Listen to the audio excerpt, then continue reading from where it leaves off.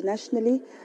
We would have then received the NWC report, as I did state, which will then be communicated tomorrow by the SG, as well as a discussion that we would have had on the national dialogue processes and our participation therein as the ANC. We would have also received a report from the Integrity Committee, as indicated by the SG on Friday, on the matter of the Premier of the Free State. The outcomes of that will also be communicated tomorrow. And currently what is happening right now is the filling of 2 vacancies in the National Working Committee of the ANC. Voting has just concluded, and after the voting, the Electoral Committee, which is led by former President Kgalema Motlanthe, will then make the announcement of the 2 members of the National Executive Committee who would have been elected to fill the 2 vacancies in the NWC, arising from the passing on of Comrade Tina Chomat-Peterson, who was a member of the National Working Committee, who unfortunately left us a year ago, as well as Comrade Peggy Nkonyeni, who would have also been a member of the NWC and who has since resigned from the NWC due to ill health. So the NEC is currently voting to fill those 2 vacancies, and that after that an announcement will be made, and then the meeting will then officially close. So that is the brief that we wanted to give members of the media, and if there are, of course, any questions, we'd be happy to take those. Samkele and then Moloko. Samkele Maseko from the SABC. What is the main reason of the closing address of the president no longer being open? There have been reports of purported that he's at the departure lounge politically. It may be some of those issues where we've seen Pechane Chauke, who was the political advisor to the president, speaking out that there is no such. Is he speaking on those particular matters? There have also been allegations that political machinations are underway, caucuses being held Friday evening by certain top 6 officials that may be planning for the future away from President Ramaphosa. Then lastly, on the G20 summit, did he give an update, particularly noting that he'll be handing over the G20 presidency to an empty chair? Thank you. Okay, let me start with the G20. Yes, he did give us an update on the G20 state of preparations, and that the Minister of Durko, who is the chair of the IMC, will be speaking to the media around that tomorrow. So we wouldn't want to steal his thunder, but the president has given us an indication that it's all systems go. He has been able to speak to most of the heads of states who will be arriving in the next coming days. And of course, and I think that the actual detailed briefing will be given by the Minister of Doko. He has indicated that he will be speaking to the media tomorrow from Nasrec. On the question of a departure lounge, I'm not sure what departure lounge that is, but as far as we are concerned, there is no departure lounge in the National Executive Committee. This National Executive Committee, with its president, was elected in December 2022. Our term ends in December 2027, and our term will end with President Cyril Ramaphosa as the president of the ANC, where he will then be handing over, if he doesn't, of course, decide to stand for a third term. That was that in jest. That was a joke. but to answer your question, there is no departure lounge. President Ramaphosa is the president of the ANC, and that his term ends in 2027 in the ANC. And that whatever other rumors that are there, we cannot speak to or verify for any other reason.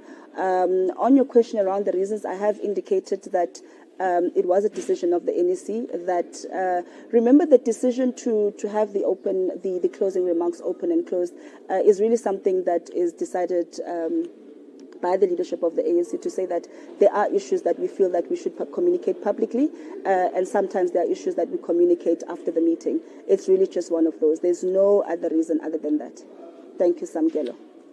All right, Moloko Moloto from ENCA. The Secretary General, Mr. Mbalula, did say a day or two ago, I think it was a day before yesterday, that they are going to be demanding a report from those who are in government in regard to the arrival of the so-called refugees from Palestine. Yes. What has been the report in regard to that? Do we know as to who brought those people here?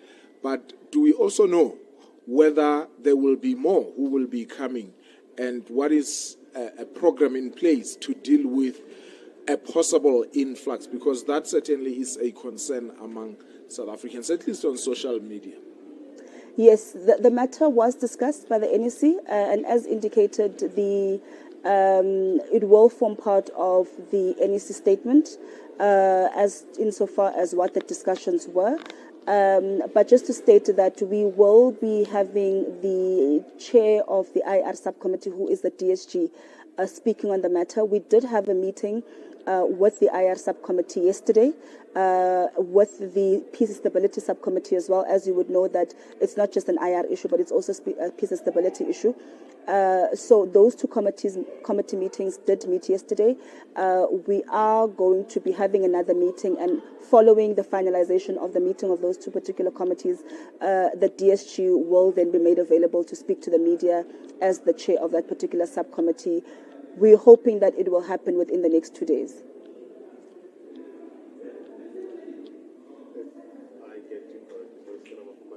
Mm-hmm. The official position of the party will or could be made in the next coming 2 days. So let me just clarify myself. We would have, of course, received the report that's currently in the public domain, and that is the reports that we would have seen from the BMA as well as the Department of Home Affairs with regards to the landing of the plane. We had a meeting yesterday, as I indicated, between the subcommittee of IR as well as the subcommittee of Peace and Stability, particularly looking at the issues as Moluko raised around the landing of the plane, where it was coming from, who paid for it, and all of the other questions that South Africans have been asking online.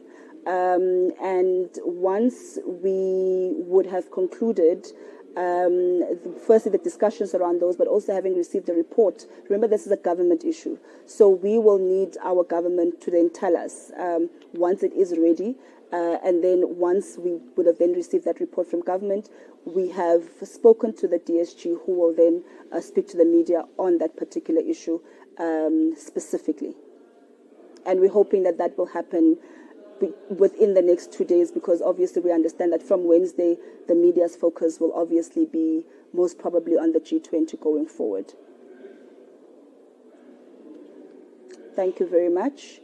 If there's no one else, we would really just want to again reiterate our profuse apologies for the closing of, our profuse apologies for having communicated that you would be receiving the closing remarks live. But as we did indicate that tomorrow we will have the SG giving the post-NEC media briefing, and in that particular media briefing, all NEC decisions will then be communicated, including decisions around key organizational processes and where we are in terms of the renewal agenda of the ANC, the state of rebuilding, and most importantly, our state of readiness for our National General Council, which is our midterm review, which is actually scheduled to take place in 3 weeks' time.